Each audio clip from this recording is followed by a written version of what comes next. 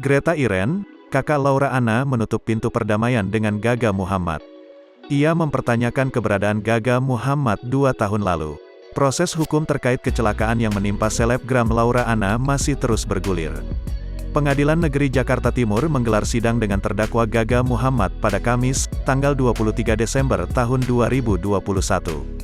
Kakak dari Laura Anna, Greta Iren terlihat hadir ke PN Jakarta Timur. Bersama sang ibu, Greta menegaskan akan terus mengawal kasus tersebut. Ia menilai kecelakaan yang menimpa adiknya merupakan buah dari kelalaian Gaga. Ini kan dia dalam keadaan tidak sadar, mabuk, terus dia bawa mobil mungkin cepat-cepat ngebut. Itu namanya kelalaian dong, bukan kecelakaan lagi.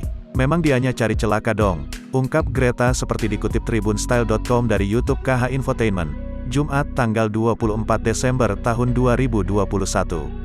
Sebagai informasi, Gaga dan Laura mengalami kecelakaan pada 2019 silam.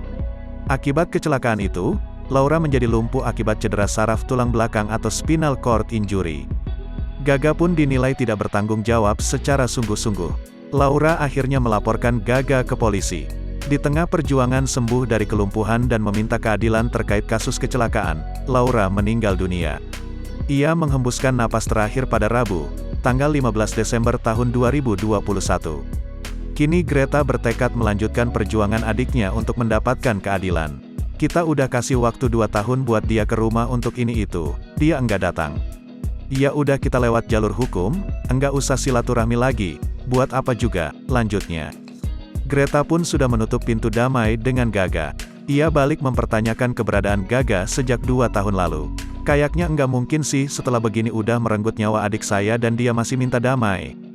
2 tahun lalu kemana aja dia? Membicarakan lagi, apalagi yang mau dibicarakan? Orangnya udah enggak ada, jelas Greta.